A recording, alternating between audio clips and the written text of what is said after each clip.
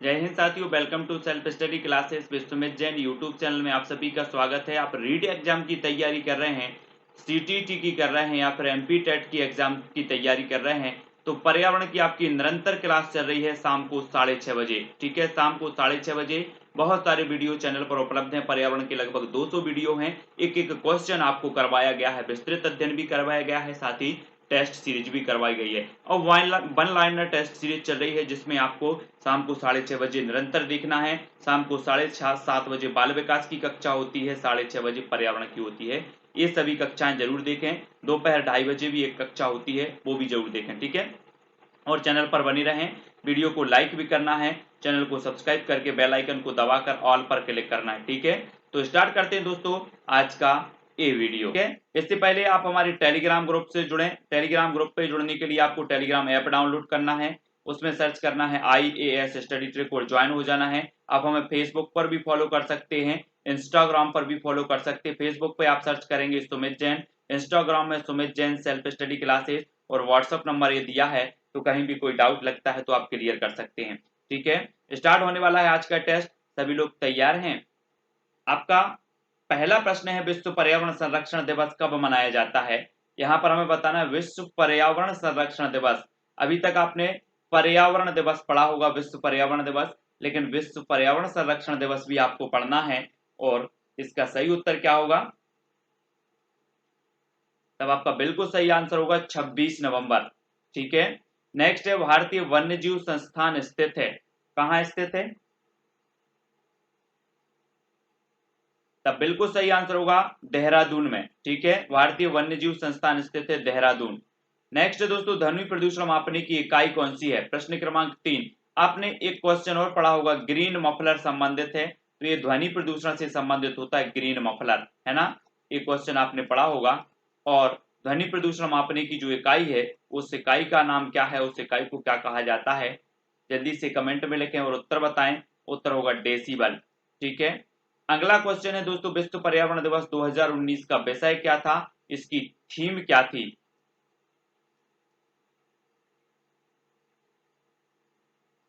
तब आपका बिल्कुल सही आंसर होगा बीट वायु प्रदूषण। ठीक है, बीट वायु प्रदूषण 2019 का विषय था। नेक्स्ट है दोस्तों, ओजोन परत की मोटाई नापने की इकाई है तो क्या है?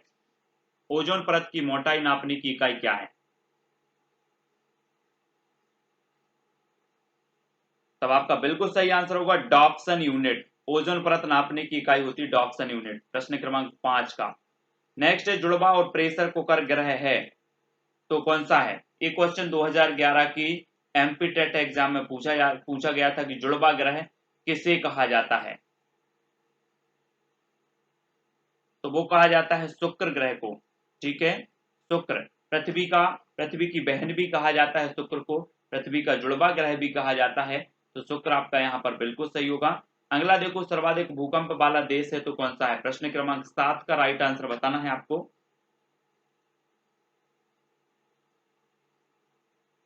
तो सर्वाधिक भूकंप वाला देश होता है दोस्तों जापान। ठीक है, जापान सर्वाधिक भूकंप वाला देश है। नेक्स्ट है, समुद्र में उठने वाली भूकंपीय लहरें क्या कहलाती हैं? प्रश्न क्रमांक 8 का उत्तर।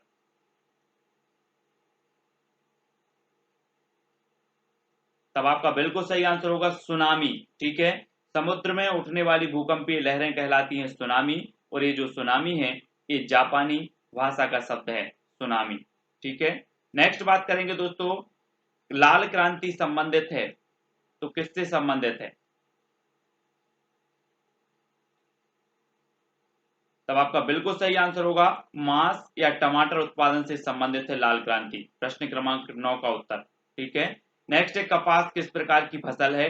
प्रश्न क्रमांक 10 का उत्तर हमें बताना है। आपने पढ़ा होगा खरीफ की फसलें और रबी की फसलें इस प्रकार से। ठीक है, मैंने खरीफ और रबी की फसलों की एक ट्रिक बना करके वीडियो आपको दिया है, वो जरूर देख लें। और कपास किस प्रकार की फसल है, तो प्रश्न क्रमांक 10 का आपका राइट आंसर होगा, एक खरीफ की फसल होती है कपास। ठीक है, नेक्स्ट है, सेरीकल्चर संबंधित है, प्रश्न क्रमांक 11 का आंसर। तब आपका बिल्कुल सही आंसर होगा रेशम उत्पादन से संबंधित है सेरीकल्चर। ठीक है, रेशम उत्पादन से संबंधित है। नेक्स्ट है दूध से दही बनने की प्रक्रिया को क्या कहते हैं, प्रश्न क्रमांक 12।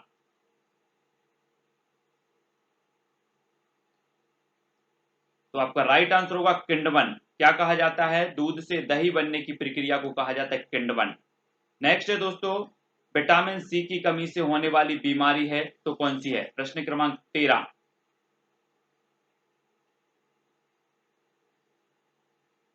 तब आपका बिल्कुल सही आंसर होगा स्कर्वी। विटामिन सी की कमी से होने वाली बीमारी कौन सी है, स्कर्वी। नेक्स्ट है एनीमिया किसकी कमी से होता है, प्रश्न क्रमांक 14 का आंसर बताना है। तो आपका राइट आंसर होगा आयरन की कमी से। एनीमिया किसकी कमी से होता है, आयरन की कमी से। डेंगू रोग का वाहक है तो क्या है, प्रश्न क्रमांक 15। तब आपका बिल्कुल सही आंसर होगा एडीज मच्छर। डेंगू रोग का वाहक होता है एडीज मच्छर, 15 का। नेक्स्ट है बीसीजी का टीका लगाया जाता है किस रोग में, बीसीजी का टीका लगता है, प्रश्न क्रमांक 16 का आंसर बताना है हमें।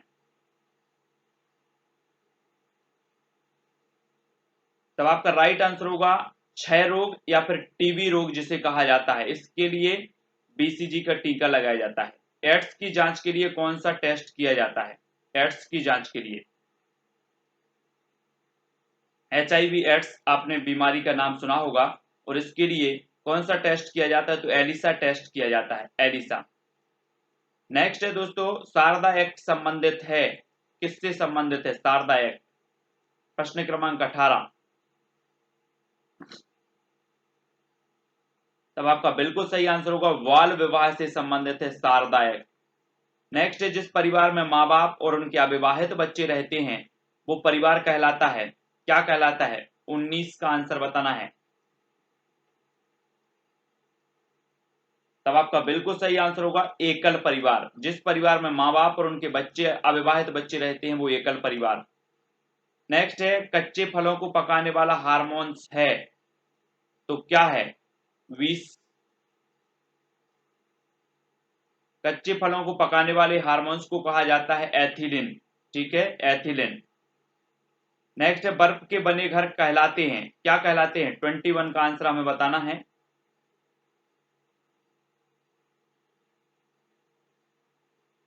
तो आपका राइट आंसर होगा इग्लू। बर्फ के बने घरों को कहते हैं इग्लू। भारत का सबसे ठंडा मरुस्थल है, 22 का उत्तर। भारत का सबसे ठंडा मरुस्थल कौन सा है,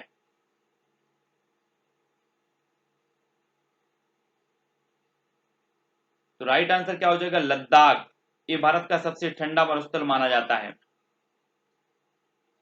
अगला क्वेश्चन, जबलपुर किस नदी के किनारे स्थित है, 23 का आंसर।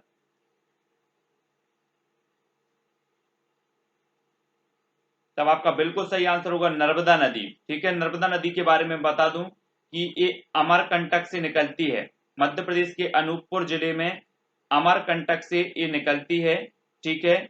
और ये मध्य प्रदेश में 1077 किलोमीटर बहती हुई, है ना, ये जो है खंबात की खाड़ी में गिरती है, खंबात की खाड़ी में। और गुजरात और मध्य प्रदेश की एक संयुक्त परियोजना है सरदार सरोवर, वो भी इसी नर्मदा नदी पर बनी है, ठीक है। और ये नर्मदा नदी जो है इसे मध्य प्रदेश की जीवन रेखा भी कहा जाता है, ये चीज भी याद रखनी है। अगला है चंद्रयान मिशन 1 कब भेजा गया, चंद्रयान मिशन 1 24 का आंसर।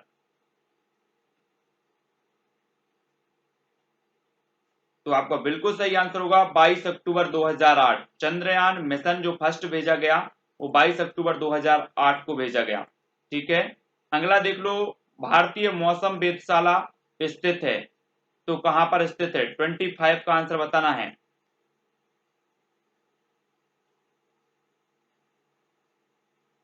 तब आपका बिल्कुल सही आंसर होगा पुणे में। भारतीय मौसम वेधशाला स्थित है पुणे में। और अगर मध्य प्रदेश की बात करें तो मध्य प्रदेश से एक क्वेश्चन आपको बताना है कि ऋतु वेधशाला कहां पर स्थित है, कमेंट में आप लोग बताएंगे, ठीक है। दोस्तों विश्व मलेरिया दिवस कब मनाया जाता है, प्रश्न क्रमांक 26 का आंसर।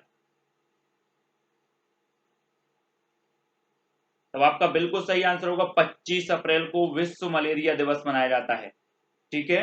नेक्स्ट देख लो, नेक्स्ट प्रश्न है, पल्स पोलियो अभियान के ब्रांड एम्बेसडर कौन है? पल्स पोलियो अभियान के।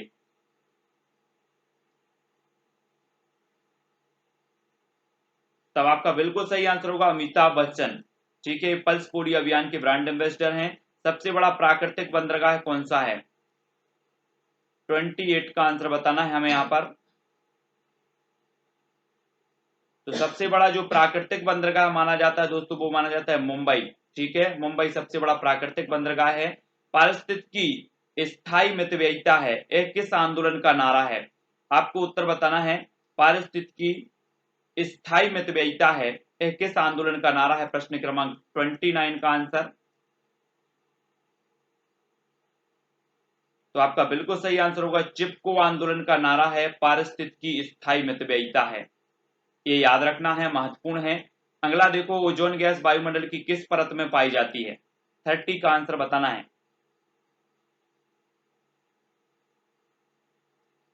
तब आपका बिल्कुल सही आंसर होगा समताप मंडल में। ओजोन गैस पाई जाती है कहां पर? समताप मंडल में। ठीक है, नेक्स्ट देख लेते हैं यहां पर, सबसे निम्न तापमान किस मंडल का होता है? 31। आपको पता होगा कि वायुमंडल में 5 परतें होती हैं। सबसे नीची परत को कहा जाता है क्षोभ मंडल, सबसे ऊपर की परत को कहा जाता है वहर मंडल। ठीक है, क्षोभ मंडल के ऊपर की होती है समताप मंडल, फिर होती है मध्य मंडल, फिर होती है आयन मंडल, और लास्ट की जो सबसे ऊपरी होती है वो वहर मंडल। ठीक है, और सबसे निम्न जो तापमान होता है वो किस मंडल का होता है? वो होता है मध्य मंडल का। ठीक है, याद रख लेना। और ये वायुमंडल मैंने पूरा अच्छा व्यवस्थित आपको डायग्राम के माध्यम से समझाया है एक वीडियो में, वो जरूर देख लेना। ठीक है, नागोया प्रोटोकॉल संबंधित है तो किससे संबंधित है? प्रश्न क्रमांक 32 का आंसर है यहां पर बताना है। तब आपका बिल्कुल सही आंसर होगा जैव विविधता से। नागोया प्रोटोकॉल संबंधित है जैव विविधता से। ठीक है, हॉकी के जादूगर किसका उपनाम है? प्रश्न क्रमांक 33। तब आपका बिल्कुल सही आंसर होगा मेजर ध्यानचंद का उपनाम है हॉकी के जादूगर। वेसवाल में कितने खिलाड़ी होते हैं? वेसवाल में आपको बताना है।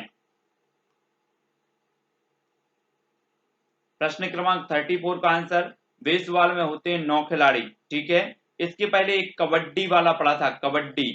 कबड्डी में कितने खिलाड़ी होते हैं? तो इसका मैंने 11 बताया था, लेकिन होते कितने हैं? 7 होते हैं, तो ये सुधार लेना आप। ठीक है ना। नेक्स्ट बात कर लेते, राष्ट्रीय खेल दिवस मनाया जाता है। 35 का आंसर, राष्ट्रीय खेल दिवस कब मनाया जाता है? तो आपका राइट आंसर क्या होगा? 29 अगस्त। 29 अगस्त को मनाया जाता है राष्ट्रीय खेल दिवस। ठीक है, नेक्स्ट बात करना है हमें, देवधर ट्रॉफी किस खेल से संबंधित है? प्रश्न क्रमांक 36 का आंसर।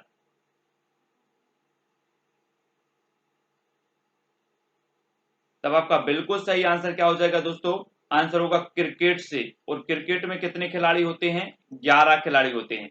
ठीक है, अगला क्वेश्चन देखो, इलायची की पहाड़ी किस राज्य में है? इलायची की पहाड़ी 37 का आंसर।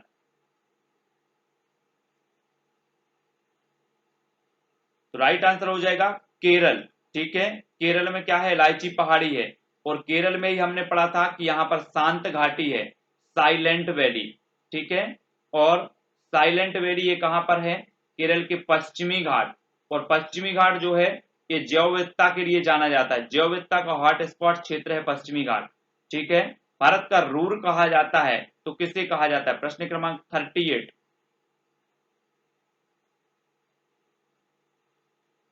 तो आपका बिल्कुल सही आंसर क्या होगा? छोटा नागपुर के पठार को भारत का रूर कहा जाता है। ठीक है, नेक्स्ट है, काराकोरम दर्रा स्थित है। 39 का आंसर बताना है हमें।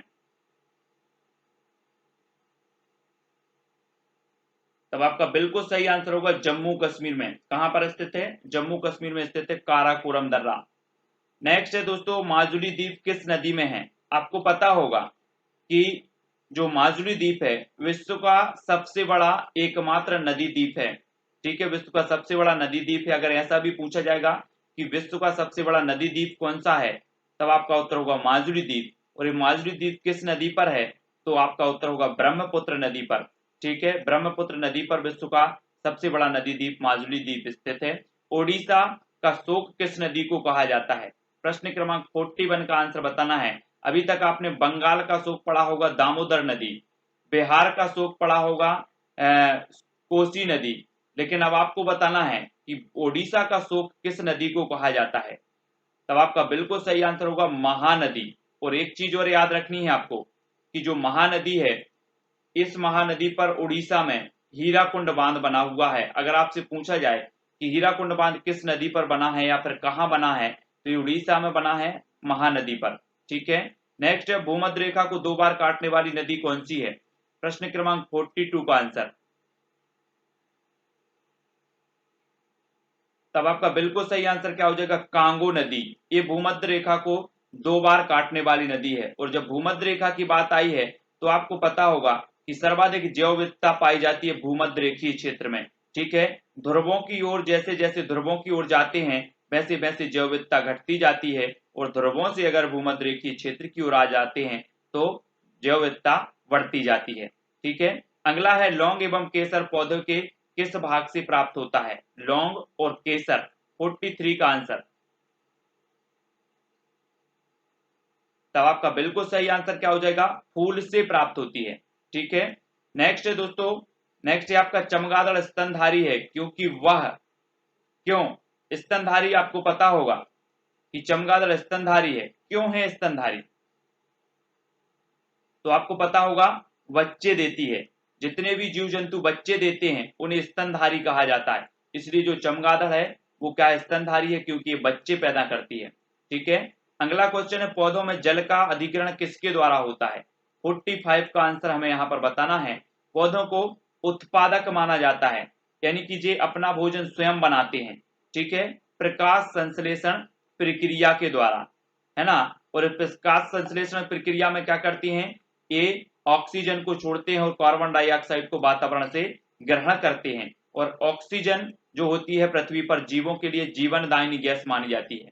और पौधों में जल का अधिग्रहण किसके द्वारा होता है, तो वो होता है जाइलम के द्वारा। याद रख लेना, बहुत ही महत्वपूर्ण है। और वीडियो को लाइक भी करना है, शेयर भी करना है। अगर कोई भी डाउट लगता है तो आप हमें इंस्टाग्राम में फॉलो कर सकते हैं। इंस्टाग्राम में Sumit Jain self study classes, या फिर फेसबुक में सर्च कर सकते हैं सुमित जैन। ठीक है, और जो है रीट, टेट आदि जो भी एग्जाम की तैयारी कर रहे हैं, सभी एग्जामों की तैयारी बिल्कुल सटीक और विश्वसनीय तरीके से करवाई जाती है। कोई भी डाउट लगता है तो आप व्हाट्सएप पर भी क्लियर कर सकते हैं। और टेलीग्राम ग्रुप से भी आपको जुड़ना है। टेलीग्राम ग्रुप से जुड़ने के लिए आपको टेलीग्राम ऐप डाउनलोड करना है, उसमें सर्च करना है IAS स्टडी ट्रैक। ठीक है, और ज्वाइन हो जाना है। वीडियो को लाइक करके अपने मित्रों तक शेयर करें, व्हाट्सएप ग्रुपों में शेयर करें। आज के वीडियो के लिए बस इतना ही। जय हिंद।